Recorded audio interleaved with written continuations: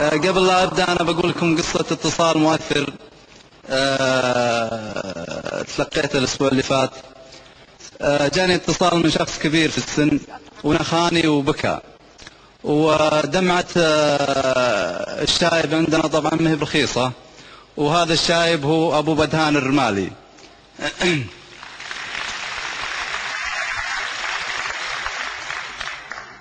طبعا أنا ما أملك إلا وجهي وجه ربعي، وإن شاء الله أن دموع هالشايب ما ترخص عند الشرارات.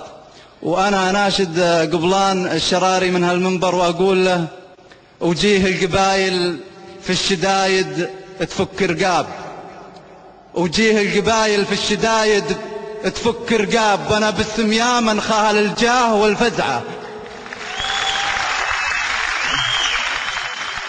وجيه القبايل في الشدايد تفك رقاب، وانا باسم يا من خاهل الجاه والفزعة سحول الرجال اللي توقف ولا ترتاب، ليا دار عج الخيل والسيف لا لمع.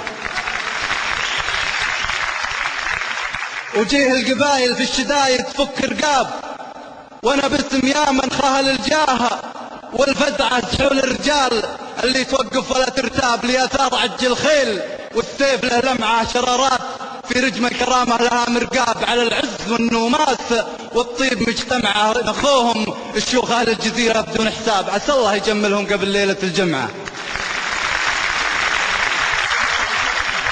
وأنا أطلب من الله العلي القدير أنه يجملهم ويجملنا ويجمل كل من سعى في طريق الخير.